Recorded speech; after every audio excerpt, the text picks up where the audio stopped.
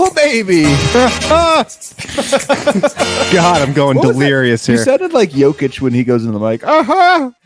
Whenever he makes this sound. What is up, everybody? Welcome into the DNVR Nuggets podcast. Let's go. Yeah, air horns. We got super producer Yaya on the ones and twos back there. So there it is.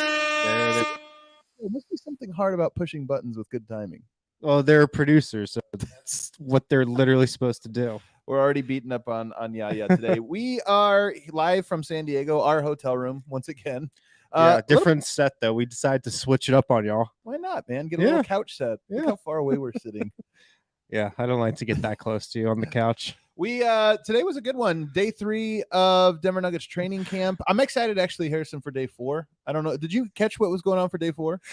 It better be more exciting than the first 3 days. It is. So you did not observe. No, I did. They're scrimmaging tomorrow. So tomorrow, the media will actually be able to watch the live portion of scrimmages tomorrow. They usually do that every year in some capacity. You get to watch live scrimmage. So all of this stuff, we're sharing quotes, we're sharing vibes, we're sharing feels, we're sharing senses. Yes. Tomorrow we should actually watch guys run up and down the court, which would be great. Oh, some actual basketball. You know, that's what we get paid to talk about. So it's only fitting that we'll get to watch some of it. Right now, we're just paid to talk about vibes. Yeah. It is funny today, as we're walking into the arena, they did a shooting competition, and I know like one of the PR guys comes over and he's like, "Hey, we did a little shooting competition for you. You get to watch." And I was like, "Oh, what a treat! What a real treat here to get to watch that." But in all sincerity, it was a treat. Jokic's team won the shooting competition. Can you give a live reenactment of Jokic's enthusiasm upon winning? There it is. Look at this. Look at this. Is the look. Yeah. I get to go home now. That was more or less the first vibe. Bus. It was funny because it really was like that. Like his group wins, everybody erupts, everybody gets so excited except for Yoke, who's just like, yeah. He had a weird energy today. Like there must have been some important horse race going on in the back of his mind. It's also his daughter's birthday today. Yeah, we learned that. So maybe that was weighing on him. Actually, I was talking to Voya earlier today, of course, from Serbian Corner. And I described it as he had a Mamba mentality thing going on. He looked like Joker. Yeah, Joker today. He had a little bit of a I'm not celebrating small wins. I don't think that was it at all. I think it was I don't want to do this anymore vibe. All right, I'm overshooting competitions on day 3 of training camp. Yeah, probably. That's who was in his group. It was Joker, Bones. Was it Bones? Yep, Bones was in that group, I think. Are you sure? Peyton Watson was in the group. Watson. Christian Brown was Vlatko. in the group. Vlatko was in the group. Was that it? There might have been one more person, but that was it. Not exactly like, all the top shooters you would guess. So. Right. Nonetheless, I know people, it's so funny. We just talk about what a treat it was. Then people actually want to know these things. Like, I think that was the group, though. Yeah. Joker, Bones, Vlatko, Peyton Watson. Yeah. That might have been it. We're presented as always by DraftKings Sportsbook, America's top-rated sportsbook app. Use promo code DNVR whenever you sign up. How come I can't point in the right direction? It's that way. Oh, it's over there. That way. I got it. To the window. So let's get into it because on today's show we talked to Andre Miller. No Michael Malone today. Rare. I don't know if I've ever had a Denver Nuggets practice where Michael Malone has not spoken. This was the first of its kind. But he had to do some other things, some like league things. I think there was a Sirius XM radio was in town who has an NBA channel, of course. It's like NBA TV. So they had players that had to do that availability today, including Michael Malone. But instead, we got Andre Miller. We got Jeff Green and Bruce Brown as well. We'll talk about them. But we got Andre Miller, who, if you don't know, was named the head coach of the Grand Rapids Gold. Yep. And he's also, more importantly, one of my favorite Nuggets all time. Most importantly, one of your favorite Nuggets. It was actually really cool to get to talk to Andre, man. I'm a huge Andre Miller fan. He's sort of like a legend to me, both as a player, but also just kind of as a personality. Yeah. And I think we saw that. My number one note, I'll get into the specifics, but my number one note, I love talking to Andre. I felt like he was insightful. I felt like there was he had good stories. And here's the funny thing, man.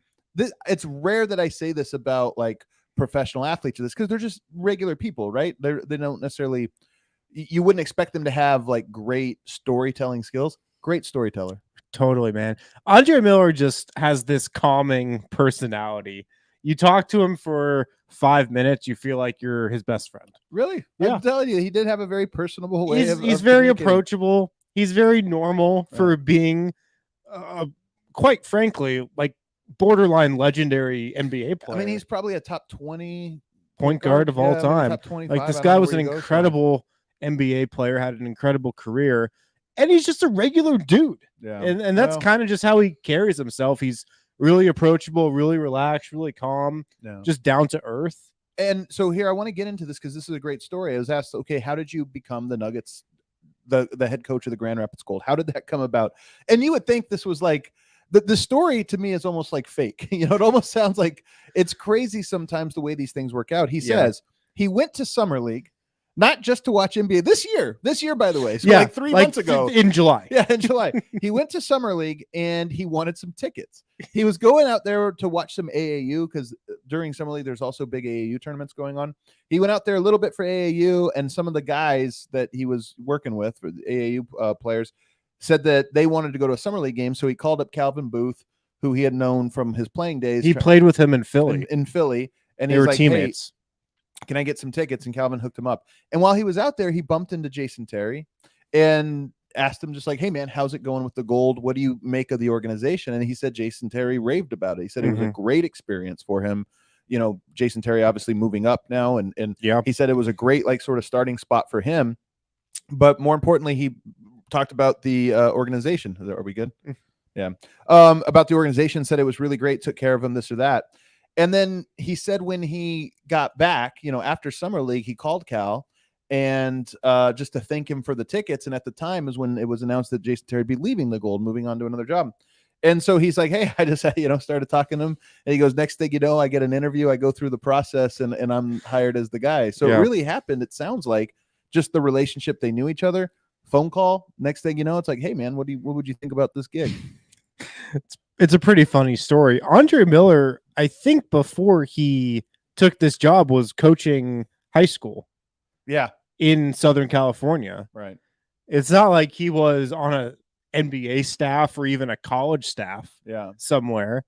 He's jumping from coaching high school to coaching the G League. But that's just kind of how a lot of things happen in this league. Yeah. I remember when Jason Terry was hired by the Nuggets, Tim Conley told us the story. Same story, basically. It was kind of similar where they actually also met up in Vegas. Right. And I think it was just over a dinner. They were having a good time. They were vibing. They were talking hoops. And Tim Conley was just like, so you want to coach our G League team? And Jason Terry was like, sure. I always feel like I'm close to becoming a coach. Yeah. I just like, I need to, I feel like I do a good job when I'm out in Vegas. I'm like, but I need to aim higher. If I do things right, I could end up a head coach in the NBA. Find yourself in the right room with the right people. Just get offered a job. He was originally considered, he started deciding he wanted to get into coaching, and he originally just, was thinking the college route and you go there, but he said the G League, it was an opportunity to be a head coach right away. A lot of times you have to be an assistant or do this, even if you go to the college ranks. He's like, this was an opportunity to be a head coach right away. He thought it would be best for him. And he first met Michael Malone, I think it was 4 years ago, because I think they went to San Diego, then I think Omaha, and then San Diego. I think that was the order they've done this. Either way. No, they haven't. They didn't go to Omaha since like the first year Michael Malone was it Colorado was here. Springs then? Yeah. So either way, it's 3 or 4 years ago that the first time they came to San Diego for training camp. Yeah. San Diego State. He met San Diego State. Thank you for that detail. He met Michael Malone for the first time, and they just kind of got to know each other. By the way, Andre Miller, that's a Michael Malone type guy. We talk about Colin Gillespie, a Michael Malone type guy. I feel like Andre Miller's a Michael Malone type guy. Well, 2 point guards, just tough. They see the game. Floor generals, but just tough, man. And we're gonna get into some of that here in a little bit. But here's the sad part, and we've heard this from Fat Lever, we've heard this from Alex English. Andre Miller hasn't been gone that long. Who in the organization have you kept in touch with? One person. Yeah. One person. Andre Miller, and by the way, he talked about he kind of considers himself a Nugget. He played most of his career. He played more for the Nuggets more than any other team. And he said only one guy, and it's Sparky Gonzalez, the Denver Nuggets. What'd you call him? Equipment manager. He's the equipment manager who might be the longest tenured employee. He is in the building. When Lisa Johnson retired, I think he probably became the the guy's been here through every version of the Nuggets. And a charismatic guy. He's like one of the characters of the Denver Nuggets behind the scenes that you never really get to meet or anything. But it's still, I got to say, when he said that, it made me a little bit sad. I mean, the Nuggets, I've complained about this in years past. They just haven't done a great job. They need like a bigger department of alumni. Alumni relations. Relations. They need an Yeah. alumni relations. I'll take on this job if it need be. Hey, you next year in Vegas, who knows? Who knows what job you could get? That's the one I'm gunning for. But it did make me sad to hear that he'd only stayed in touch with one person, and it was Sparky. Nuggets do better. But asked then about what kind of coach. We got a child outside screaming in the hallways. Asked about what part. That sounded really weird. It sounded really weird. What part of coaching he thinks he's going to excel out. And he said instilling mental toughness. He's a mental toughness is his forte. By the way, accurate. People don't know this. Andre Miller almost never missed games. Right. He had some of the longest streaks in the history of the NBA in terms of playing. And then was it Brian Shaw who ended that streak? That like he was healthy. It was like a healthy it was a something. healthy coach's decision scratch, and he ended like one of the longest consecutive game streak played. Oh man, I can't believe he had to go down in the Brian Shaw era. That's so sad. But he said instilling mental toughness, the mental approach, good habits, and how to be a pro. And I'm always amazed at this stuff, Harrison, because I've talked about it a lot. We focus so much on the basketball. We analyze the basketball, the X's and O's, this, that. Whenever you talk to I talked to George Karl, you talk to Michael Malone, now you talk to Andre Miller. They almost never talk about the basketball. Like that part's a given. And he even said something today about, everybody is doing the same stuff, or, everybody kind of knows there's not that much difference in the basketball coaching part. It's all about the other part. And then he even mentioned, you got to really connect with these guys and communicate on their level. And just put the emphasis on that. And I'm always amazed that to me is what coaching really is at the NBA level. Yeah. It's about being a professional and teaching these guys how to be professionals. And that's a really valuable thing he's going to bring to the G League, because he's going to be coaching young guys who are trying to make it in the league, like a Peyton Watson, for example. And like Peyton Watson needs to develop his skill and just he needs the game to slow down for him. He needs to develop his jump shot. He needs to just get better at ball handling. There's a lot of things he needs to work on, but the base layer for all of that is being a professional and having a routine and knowing how to take care of your body, right? And doing all of that type of stuff. So that's going to be really valuable to have Andre Miller, a guy who did that really, really well at the NBA level for so many years, coaching him. And it's funny because earlier on you mentioned that you just talking to him, you felt like you were his friend. Like that. To me, it really is a skill that you notice right away. And he even mentioned it. He said he never thought of himself as a coach, thought of himself as a people person. And he said, how do you connect with players, show them that you care about them as people and communicate with them? And I just thought, to me, it's just so interesting hearing that. And him saying that, and like you said, the charisma with what you talked, I'm like, you know what? He's going to be good at this exact skill. He did say, the game has changed a lot and he's going to have to adjust to that, mentioning the influx of analytics, which is something it sounded like he was open to. He wasn't saying critical. He's just like, that's not a thing that was around as much in my day. So that's something I'm going to have to learn, and things like that. And I just thought it was great, hearing him kind of think through those types of things. Yeah. They haven't gone over any specifics with the gold. So somebody asked, what's the game plan? Are you going to try to run this system or that? And he's like, we haven't even gone over that. And he's like, I don't even know who the players are going to be just yet. So it sounds like right now they're not worried. That's in the distance. Right now, he's just kind of around and observing. And what did he observe? He observed that there's way more people in the gym these days than there were before. We made this comment, though, I think on Tuesday. Yeah. There's so many people there. Right. You've got the Nuggets. You've got people from the G League team. You've got just like people coming in and out of the gym that aren't on the staff. You've got, it seems like 1 million employees from University of California, San Diego, just milling around. It's busy for sure. And you think back to when Andre Miller played in like the 2000s, like late 90s. He played like 7 years ago. Like he wasn't that, he played for Brian Shaw. Right. That was at the very end of his career.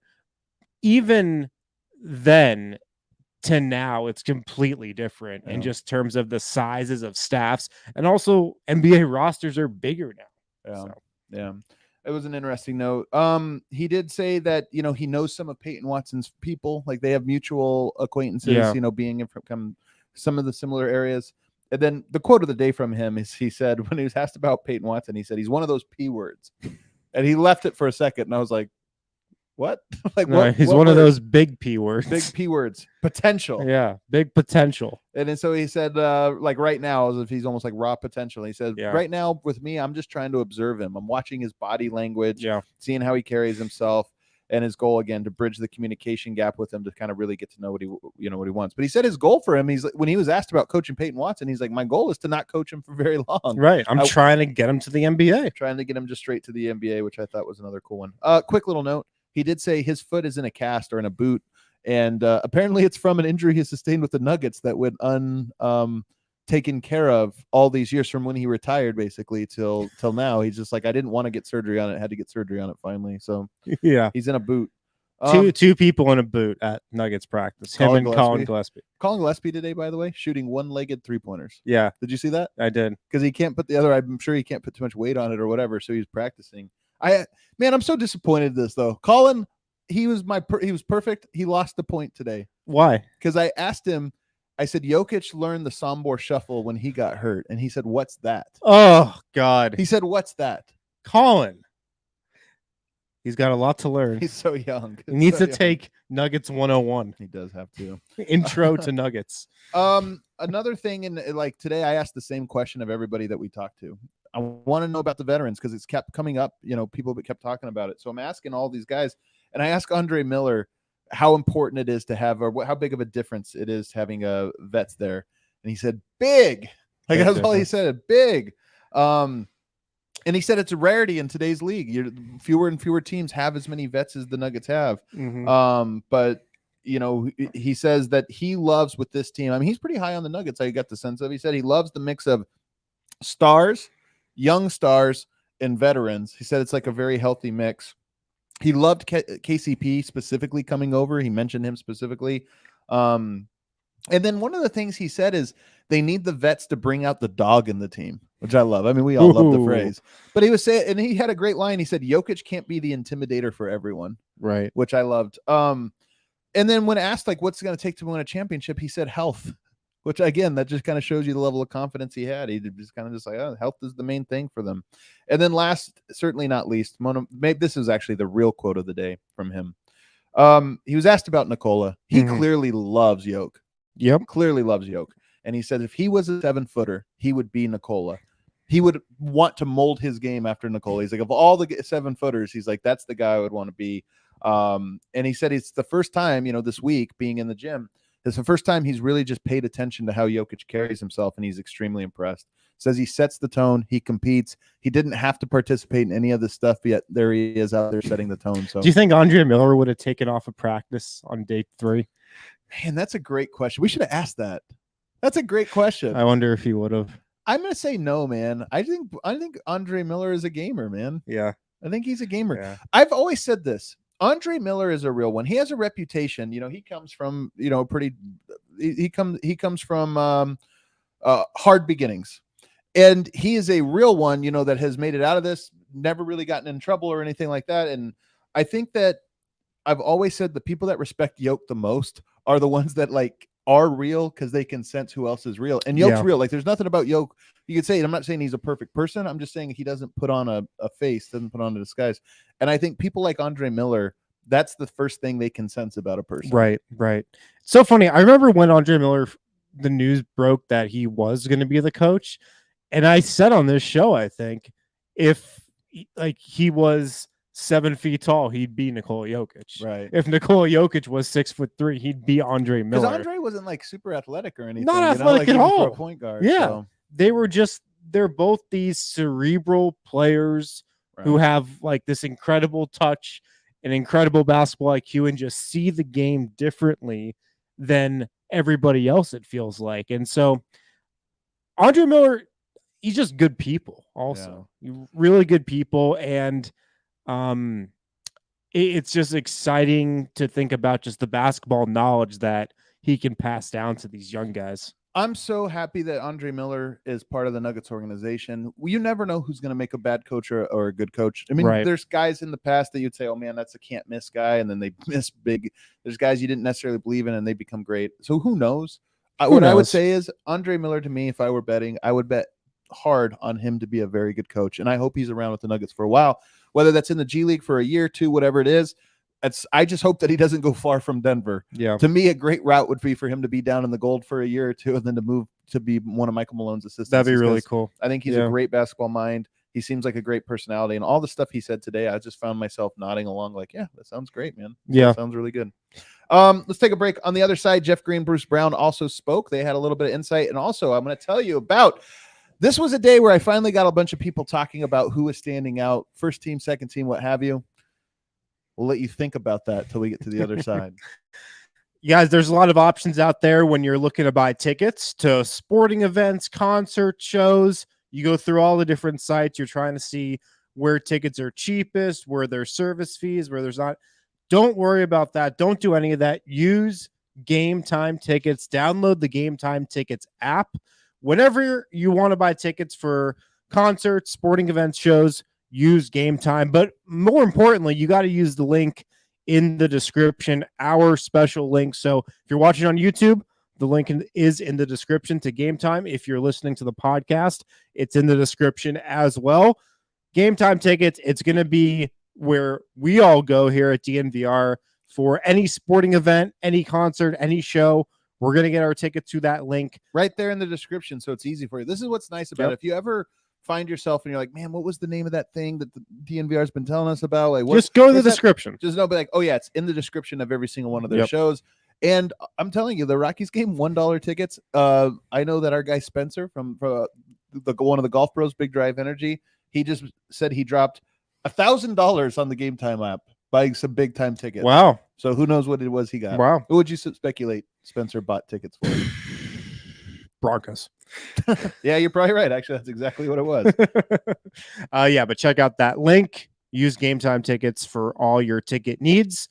Also at DraftKings, the NFL action is in full swing at DraftKings Sportsbook, an official sports betting partner of the NFL. We're talking touchdowns, big plays, even bigger wins. New customers can bet just $5 on the NFL, any NFL team to win and get $200 in free bets if they do. They've also got the stepped up same game parlay. You can do that once per game all season long. Make sure to download the DraftKings Sportsbook app now. Use promo code DNVR to get $200 in free bets if your team wins. All you got to do is place a $5 bet on any football game. That's code DNVR, only at DraftKings Sportsbook, an official sports betting partner of the NFL. Minimum age and eligibility restrictions apply. See show notes for details. You see, this camera makes us look like if you reach forward, it looks like I have Kawhi hands. Yeah. So then look how much my hands shrink when I have this. Oh my God. Thing. This is massive. I'm so easily distracted. All right, let's get into Jeff Green and Bruce Brown before doing a quick mailbag. And then later in the show, as I told you guys, Nadia Houneini. Man, I just had it. You're so embarrassing. I know. Dang it. I'm going to have her correct me. Dang it. She'll be joining the show. She was covering the Nuggets for the first time at this training camp. So we'll get her rookie perspective on training. We're a couple of vets, you know that? You and I. Yeah. I'm like Jokic. Who would you say you're Jamal, like? Probably. You're like Jamal. Yeah. There you go. She's like Christian Brown. Jeff says there was no egos on this team. Guys root for each other and creates a good environment. Again, like there's certain themes.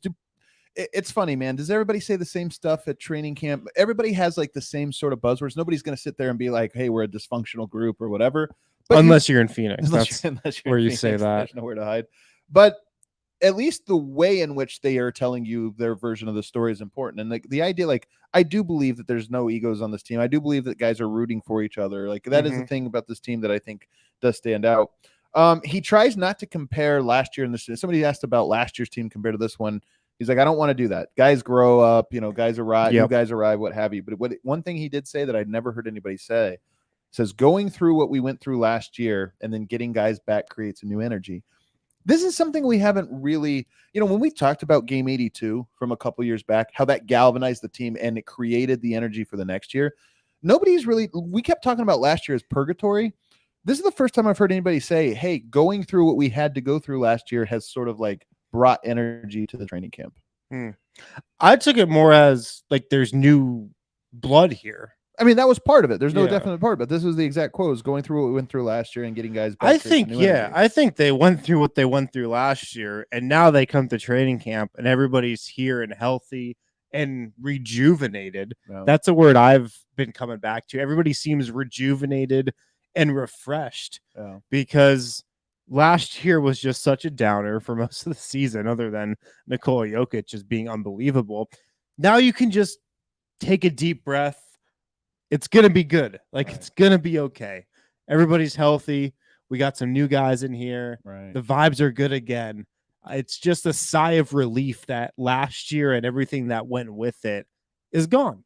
He did say, and I thought this was interesting. He was in a joking mood, but he did say that the baseball game was all DeAndre Jordan. He at first laughed and took credit for it, but he's like, that was all DJ. He got custom jerseys for everybody, custom jerseys made for every single person on the team.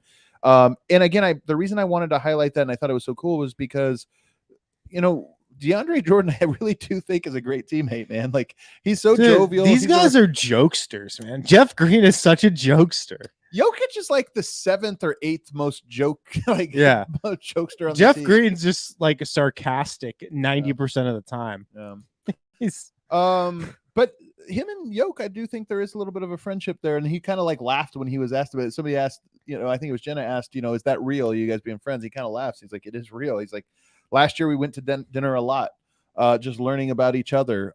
He watches horse races. When Jokic has a horse race up on his phone, he's like asking questions, trying to learn a little bit about it. Said his daughter rides horses, so they kind of bond over that. Is Jeff Green the second most horseman on the Nuggets roster? The second does he have horseman traits?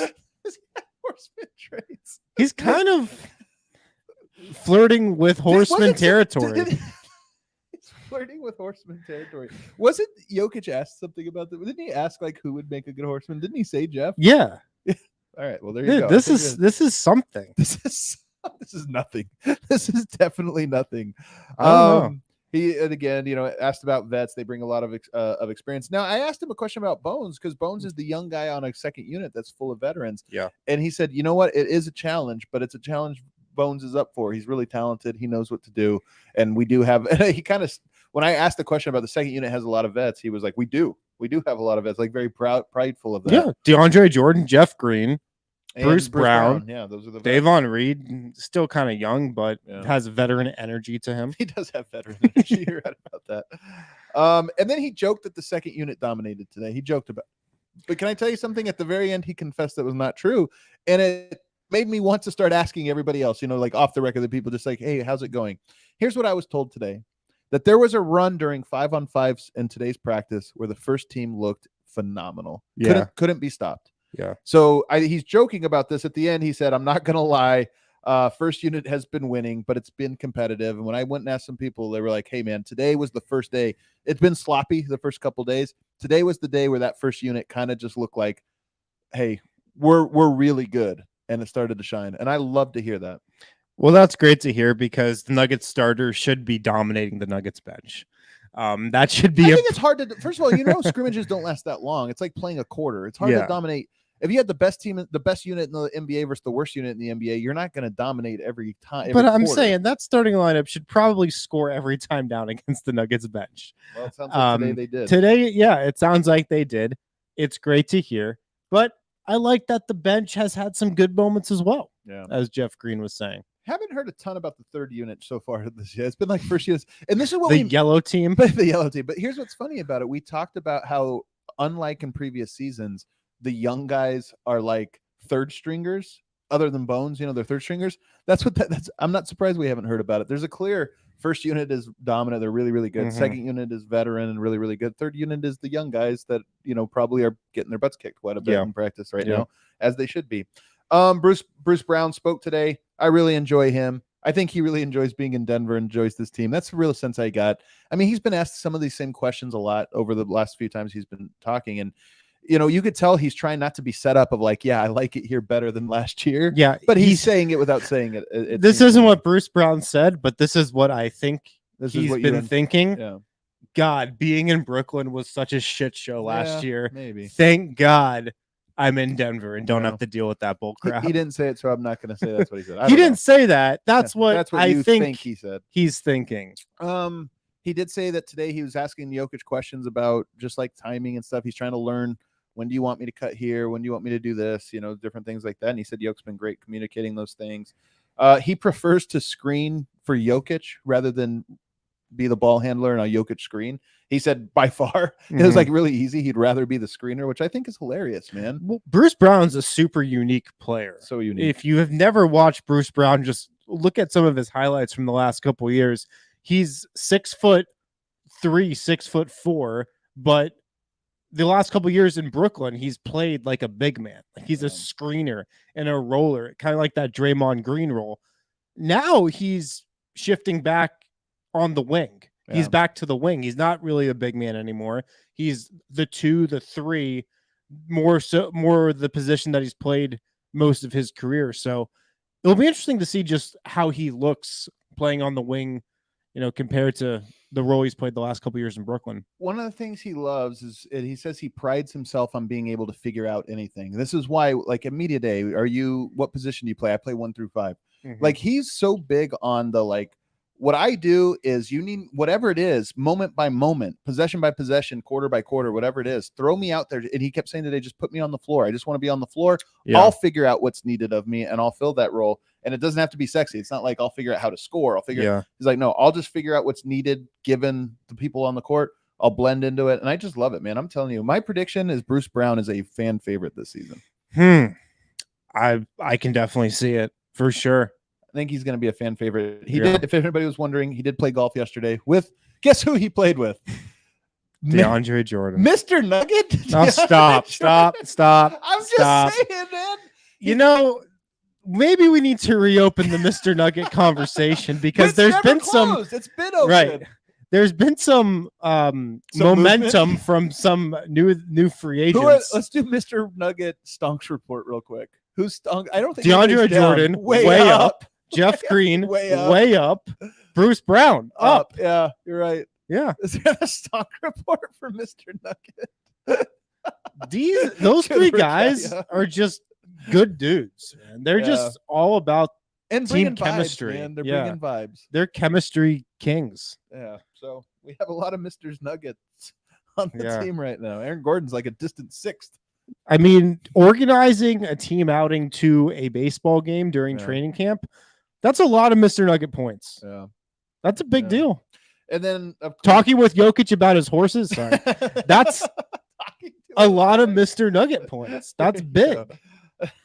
Talking to him about his horses is Mr. Nugget points. Yes. Mr. Nugget is the most ridiculous thing we've ever done. And we're so deep we'll never get out it's of it. Maybe the most important thing we've ever done. It's also it's not important at all. Bruce Brown said everybody's cool here, everybody talks to everybody, and there's not much going on outside of basketball, which I love. I'm telling you, I it's like I've been covering this team basically in the Jokic era. I've only covered the Jokic era Nuggets. Yeah. I got a little taste of the Nate Robinson, JJ Hickson era, and I could tell it was bad. Did not taste good. It did not taste good. But I'm telling you, man, like when you hear all these quotes, again, they're not talking bad about other people, but you could just tell that some of these vets have been through some bad locker rooms. Yeah. Yeah. Man, my sense with this training camp, this has definitely been the most boring training camp I've attended. No, you're wrong about that. No, stop. Let me talk. Let me talk. Well, I thought you were done. No. You put a sentence. This has been the most boring training camp ever.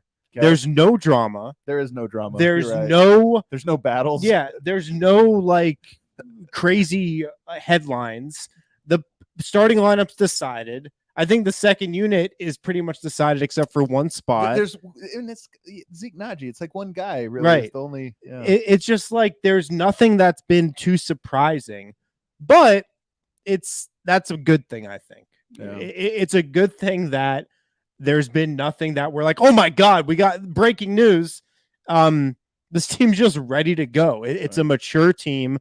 It's a veteran team. Aaron Gordon said at media day that there's just this calmness to the roster, and it's just like everybody knows that they're ready to go and they're just waiting for the season to start. It's just there's just a maturity to this training camp that hasn't been there in years past. For sure. The last notes I have here on Bruce Brown, he says one of the reasons that he's, he was asked, Malone says you're a 5-year vet, but you play like a 10-year vet. And he said, I'm a kind of a vet. That's how he feels. But he says because he has so much experience packed into 5 years, he said he played 40-something games as a rookie, and then he took on big roles every year since that on his team. And he thinks that's the reason why. And then lastly, somebody asked him if he would do like Bones has done and go to a dog park meetup in Denver. And he's like, really? Yeah, I would do that. When he was told that, he was like, wait, Bones actually did that? But then he was like, you know what, I'll do it. And shouts to his Australian Shepherd, Luna. Shouts to them. Let's do a quick mailbag. Yeah, you have the mailbag graphic there. Let's do a quick little mailbag. He probably doesn't have it. Oh, my gosh. Yeah. It's been 5 seconds, 6 seconds. Oh, you just clicked away, so I don't know if you've actually. There it is. Severed heads inside of a bag. Question number 1. Do you think that the fact training camp is outside of Denver gives the Nuggets a head start in building chemistry? Like DJ said, they're spending so much more time together. This one comes, of course, from Voya. What do you think? Yes, I think there's definitely something to that. Look, in Denver, they'd go to practice, then they'd come home, they'd go back to their family, wherever they live. I'm sure some guys would be grabbing meals together, but it wouldn't be like it is out here where nearly every meal is like a team meal, something organized. Maybe they'd go to a Rockies game or something, but I definitely think being out of town, being together, it's more of a college vibe. That's definitely going to help. You don't really have your people out here. Like all these guys have their people, their family, their friends, whatever. And out here, you get away from all of that. You inherently bond a little bit. So I do. It's funny. I mean, look, the Nuggets aren't out here for that reason. They're out here because their gym is too small. But I do think that there are some positives to that, and that's obviously one of them. Another question. Do we know a little bit about their schedule? What do they do in terms of physical or with ball sessions, video sessions, or is this a gray area? This comes from Flo. If you ask Jokic, you just do the drills and you play 5-on-5. Yeah. And I do think that's more or less what it's like in all of these practices is they have some portion of 5-on-5 scrimmaging, some portion of like drill scrimmaging. So it'd be like transition drill type stuff. And then a lot of drill work. And when I say drill work, this isn't basketball camp. We're learning doing slides. What it is you're learning the specifics for how you're going to guard things. So they'll have like pick and roll drills where it's like, hey, this is how we're going to guard this. Let's do some kind of drill that gives you lots and lots of reps. So you're familiar with the terminology, you're familiar with the exact positioning that you're supposed to be and this or that. So that right now, that's what a lot of it is. It's just drilling in the principles of your offense and your defense, and then doing a little bit of scrimmaging in different situations. Yeah. Every day it feels like they've been doing a little bit of everything. Yeah. And then tomorrow they're scrimmaging for pretty much the whole practice. Yeah. And that's a switch up because they've just been scrimmaging in small portions of each practice so far. And then Saturday they have one more practice here, and it'll probably be a light one. It'll probably be more of a walk-through type of practice where they're probably doing more shooting and those types of things. But tomorrow should be a big one, and more than anything, I'm excited to be able to get to watch them. Just watch these live scrimmages and hopefully be able to share some videos with you guys. Was it the bad day that was anticipated? This is a question. Then how was Vlatko Čančar, parentheses Chucky? By the way, I asked him today, is it Chucky or Chucky? And he said both. He said in Serbian it's supposed to be Chucky. Chucky. Yeah, like that. But he says, but the American pronunciation is Chucky. And he said it's been his nickname for a while since being here.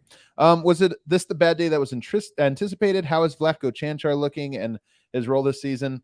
It was not the bad day. Malone didn't talk, first of all, so like you got to take a little caveat. Maybe he would have come in. Although I will say, just to kind of peel the curtain back a little bit, as we're walking out of the arena today, there's these guys. They look like college students. I think it's mostly college students that line up outside of the facility waiting for autographs. Every single day they're waiting for the team to walk to the bus, and maybe a few of them will stop. Today I was shocked. Calvin Booth and Michael Malone walking out together. Everybody starts screaming, Mike, like he was like a celebrity. Not Michael, Mike. Oh, man, you're right. I didn't even catch that. But he was loving it, though. Yeah, he was loving it. Nobody was screaming for Cal. I know. Cal's like, you guys, me? Come on, man. I'm the former NBA player here. That's not true. Everybody wanted to talk to Mike. But here's what I will say. Michael Malone has been, in my estimation, extremely relaxed. And I always say he's that way when he feels. I think Michael Malone loves this team. Oh yeah, man. I think he likes. He loves his veterans, and that's that's the personality that this team has taken on so far. Flip asks, another short one. Is Jokic more athletic than last season? Something like we saw in Serbia, moving faster, cutting quicker, or dunking. We haven't really seen it. Yeah, because we haven't seen him not doing it. We just haven't seen it in live action. Tomorrow we will. I mean, right now we just see shooting drills and him walking around. So he's walking so quick. What would your preferred bench lineup be after watching training camp? Even if there is an established starting five, do you see the other players that don't make the initial bench rotation to get some playing time throughout the season with no injuries to the team? So this is really, what would you prefer the bench lineup to be? Do you have a preference? In a perfect world, I would hope that Zeke Naji wins that backup center job. If he can become that guy, I think him and Jeff Green and Bones Highland and Bruce Brown, and I love to see Christian Brown eventually be that 3 off the bench too, instead of Davon Reed. I think Davon Reed will start the season there, but maybe Christian Brown can cut into those minutes eventually. We heard that Zeke Naji had a really good day yesterday. We heard that he had another really good practice today. He was one of the standouts again today. They're really pumping him up. I feel like a lot of people are trying to pump him up right now. Yeah. Or are just impressed with him. I'm not trying to. Yeah. So I think if he can keep stringing together good days like he's had the last couple of days, maybe he can play himself into that backup center spot. Apparently he's just been like doing all the dirty work, hitting the glass hard, being that energy guy. So I'm sure like that's the type of stuff that Michael Malone loves to see out of him. This is my official stance. I don't think it matters that much. And what I mean by that is, Bones matters, Jeff Green matters, Bruce Brown matters. The other pieces there, DeAndre, Zeke, Davon, Christian Brown, like Vlatko Chanchar even, I just feel like all of those guys can do the job. And there's almost no change to the team if you swap one of those guys in and out. And that's a good thing. I do think that there's going to be an established pecking order just because for the sake of continuity. But throughout the course of the season, what I think you're going to see is all of these guys playing. It'll just be the situational, like, oh, Murray's out, move this guy in here, move this over here. And I think it'll be like that. But I kind of get the sense that the top 8 guys are really, really good. Right. And then after that, they're sort of interchangeable in a good way. 2 more quick ones here. Any word on Vlatko or Jack White? Has Najee improved his help D? Again, I can't speak to that level of thing. I will say we haven't heard a lot. The guys' names that haven't really come up in camp so far: Jack White, Vlatko, Davon, Aaron Gordon. Even like we were just talking about this, we haven't really heard anything about Aaron Gordon. KCP, haven't really heard anything about him. And again, don't read into that. I don't think it means anything. It's just we're sharing anecdotes right now. That's all we have to go off because we haven't been able to watch the team. We're just going off of talking to people, hearing these reports or what have you. Those are the names. I just haven't heard anything, but you know what? There's 2 more days of camp. I'm sure we'll hear some stuff then. Yeah. I've heard some good things about Jack White, not necessarily just this week, but throughout the summer. Like people within the team think if Jack White can be a shooter, he can be an NBA player. Like that's what some people around the team think it will come down to. Like if he is this legit shooter that he's been this summer, setting the record in that 3-point shooting competition that the team has, if he can be a consistent shooter, a lot of people think he can be an NBA player. I'm all in. I'm all in, man. Last one here. Which preseason games do you predict that Joker and company, Joker, Co, and Jamal to play in and try to guess their record? You want me to guess their preseason record? Come on, man. Might as well ask me how many jump balls they're going to win, or like, come on. I have no idea. The preseason record, they play Oklahoma City first, Chicago second. When maybe, I mean, who knows who plays in what capacity. What I will say is Michael Malone has said that those guys, including Michael Porter, by the way, are not going to play in every single game. I suspect that they're going to play in 3, maybe 4 games. I would say 3 is a good bet. Yeah. We know Yoke doesn't like to sit, but there'll be some games. Will they try to rest all of them together? Maybe. I think probably. I wouldn't be surprised if they all played 3 games and there was one game where none of them played and then one guy sat out in different ones after. How many like games would you be comfortable seeing the starters like playing together? How many games do you want to see the starters play together? 3 or 4. And the reason is, for me, again, you don't have to play a ton of minutes, but I would love for them to get a half in of 3 or 4 games. Yeah, because to me, that's how you build the real continuity. Right. This is my rotation. Let me get used to kind of playing those types of minutes. I'll say this: I think they play on Monday. I just don't know why you wouldn't. The first game, and you're at home. Like if you ever wanted to just kind of do a test run, you'd want to do things at home, right? Like, why wouldn't you play Jamal Murray, Michael Porter Jr., Nikola Jokic? So I think we're gonna at least just get them on the court together. Do we even know if that game's televised? Start building that chemistry. I think it is. I think the home games are televised. The home ones sure. are. Yeah. Okay. So everybody should be able to watch that, or if you don't, you can come to the DNVR bar. Yeah. Watch there you go. All right. We'll take one last quick break, and on the other side, our new friend. We made a new friend out here, Harrison. We'll have her on the show to share her experience as she got to cover her very first NBA training camp. Pins and Aces is the official golf apparel partner of DNVR. We love our Pins and Aces gear.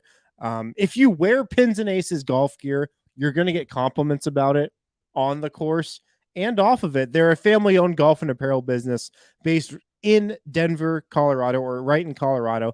They make amazing polos, hats, golf bags, and even our favorite beer sleeve. They have this innovative beer sleeve that allows you to store 7 beers right inside your golf bag. It also keeps them cold during the entire round. So check out pinsandaces.com. Use the code DNVR to receive 15% off your first order and get free shipping. That's pinsandaces.com. When we were in Serbia, we needed, something at the start of every day to set us on good. We went to Athletic Greens. Athletic Greens hooked us up with these travel packs.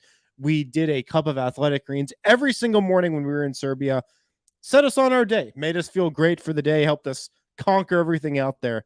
So Athletic Greens, if you want more energy, if you want better gut health, if you want to optimize your immune system, check out Athletic Greens. 1 scoop of it, you're getting 75 high-quality vitamins, minerals, whole food source superfoods, probiotics, and adaptogens.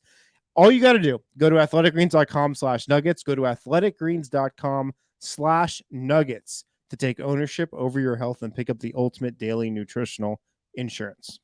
Alrighty, final segment now. Let's welcome in our new friend, Nadia. God, you are the worst. Almost. I'm trying my best. Hey, Nadia, thank you so much for coming on the show. Of course. Thank you for having me. Been a long-time fan. It's a dream come true. Well, there you go. She is a writer. She's a student at Cal State San Marcos and a writer for the Cougar Chronicle there. And she's attending NBA training camp for the first time. So first of all, let's get into this. You're from San Diego. How did you become a Denver Nuggets fan? That's what everybody always asks. And they always expect me to be a Lakers fan too, which is such an eye roll. But so a good friend of mine, yes, thumbs down for sure. A good friend of mine introduced me to the Nuggets back during the pandemic. So hopefully longtime Nuggets fans don't take this as me being a bandwagon, but that was during the bubble run. And how could you not fall in love with the Jokic Jamal 2-man game? And just falling in love with them on the court. And I think what really hooked me was who these guys are off the court. And they're just so fun to follow. Yeah. So it was the bubble run, and you're right. How could you not fall in love with them? And I will say this, Nadia, I don't think there's such a thing as a bandwagon Nuggets fan. There's so few that, like, anybody that joins the team, it's not a bandwagon. They're not popular enough to become right. Don't you think that's fair? Yeah, I mean, Nuggets are good. They've gotten good over the last 4 or 5 years, but it's not like they've won a championship and have had people hop on the bandwagon then. Yeah, if you want to come root for the Nuggets, we'll have you. How has that experience of being a Nuggets fan? So you joined in the bubble, that was great, and then they immediately get hurt, and they've been hurt for 2 years. So it's been amazing. It's honestly an emotional investment, and that's how I knew I was like, okay, I'm in it for the long haul. Is when of course I saw them with their 3-1 comebacks with the Utah Jazz, the Clippers, and then when they fell to the Lakers, I just was so emotional. I was crying, and I was like, okay, this is Nadia. This is it for me. This is going to be a long ride, and just never gave it up since, and have stuck with them through and through. So about training camp, here's a little something that I don't think I told you guys. Last year when they were here in San Diego, I had a friend who goes to UCSD, and he had posted that he met Jamal, and I was like, what? Like, I didn't even know that they were here in San Diego. And he told me that they were going to be at training camp for X amount of days. Next day I show up and I was one of those fans behind that yellow barrier just waiting for 2 hours, and I got to see them. So it's been a nice, 360 of being able to be part of the media.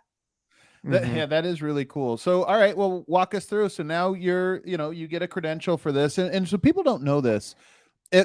Teams like the Lakers have training camp. There's probably 50 people covering it. Right. Several cameras. You got ESPN, you got all this different stuff. In Denver, it's me and Harrison. It's Michael Singer from the Denver Post. It's Vinny Benedetto from the Gazette, Ryan Blackburn, Jenna Garcia. That's it. That's the list. Yeah. That's the entire list. And now, of course, Nadia joins.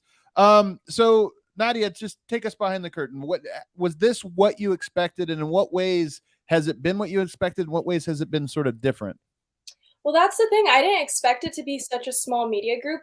When I was DMing Nick from PR about being able to come, I was surprised that he even said yes. I didn't know if it was, more of an exclusive thing. And he said, yeah, you could know one-on-ones, but you're able to jump in on the scrums. And that was something I was expecting. Oh, is it going to be, 50 people? Is it going to be a big group? I'm a small girl. Am I going to be able to, shovel my way and to ask a question? And then I had gotten there the first day, said hi to the PR guy. He told me to go outside, and that's when I saw all you guys. And I was like, wow, okay, so this is the group. And that was even exciting for me, just to see you guys and get to introduce myself. Being a fan of the show for a while was amazing. And that's what has been making Media Day so amazing, is getting to hang out with you guys. That's pretty awesome. I know I was kind of like laughing at the time because we introduced myself. I was like, and you were like, oh, I watched the show. I was like, oh, that's sweet. Somebody out in San Diego. And Eric, right? I think Eric was telling me he's talked to you in the past or this or that. So you already know him. He's obviously great. He sucks. I just said that to be nice. He's terrible, actually. Okay, so tell me some things that have stood out. Now you talked to the players. People.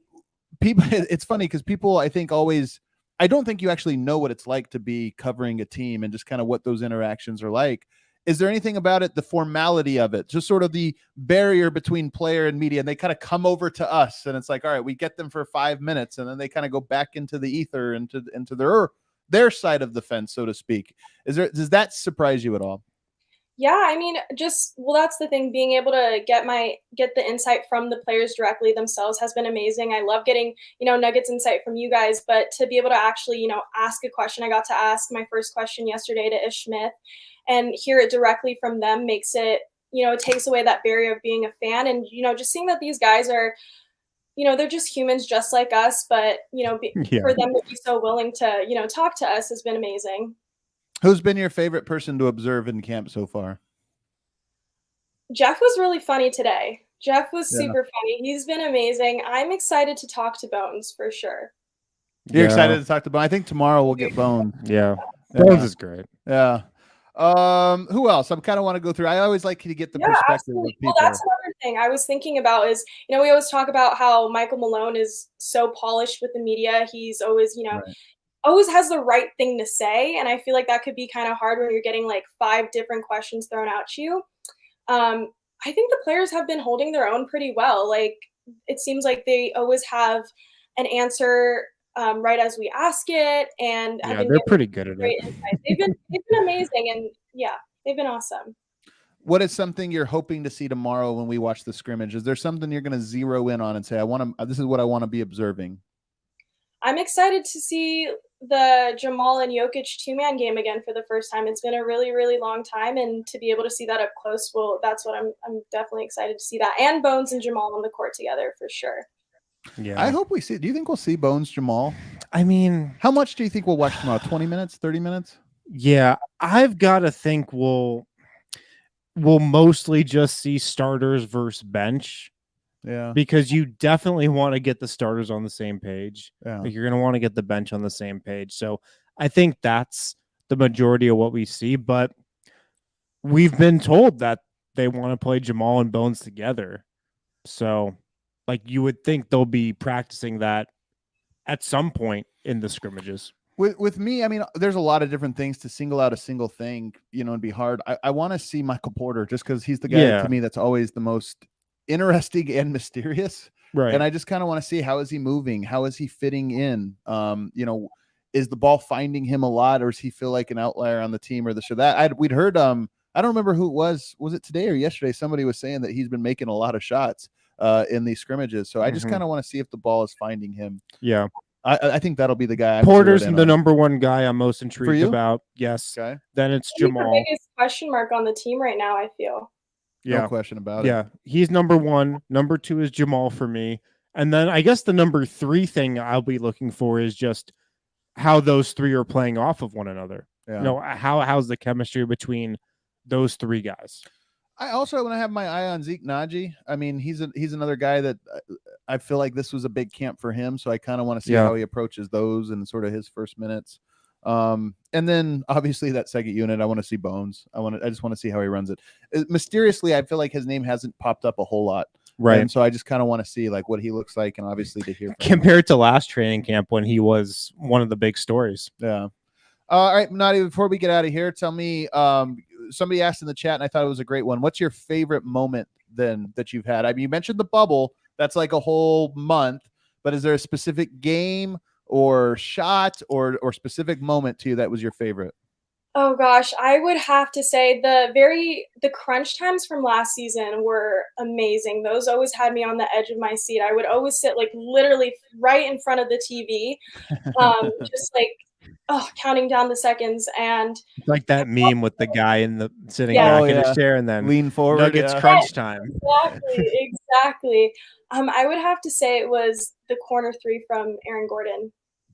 Oh, yes, the Clipper game.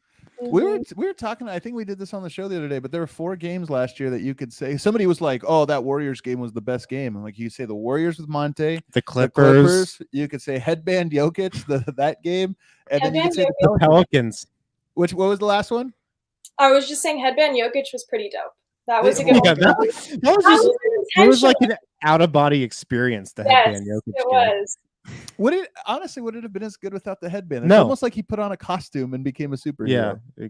Even more of a superhero, I guess. Well, we've always said the fact that it was a red headband made it so much better. It would not be the same if it was a white headband. Yeah. And then lastly, I know these things are always tough. We're only 3 days into camp, but what's your confidence level in this team and sort of what's your prediction for the season this year? Wow. Okay. Well, of course, there's no bias here. We're all Nuggets fans. I think this team is going to go far. I really do. I think it's a completely different vibe coming off last season, all the injuries, and I think with a healthy team and the chemistry that they've built so far, just from what we've seen in media day and the little that we've got seen in training camp, I think all of those components are going to make a championship contender for sure. I like it. Nice. A very professional answer. Professional answer from our newest professional. Nadia, it's been great getting to know you and seeing you get your feet wet for the first time doing the media thing. Is there anything you want to promote or anything you want to get us out of here? Well, if anybody wants to follow me on my sports account at Benched with Nadia, I post sports content on there. If you guys want to give me a follow, that'd be awesome. Was that the one I tweeted out, or is there a different one? Am I even confused?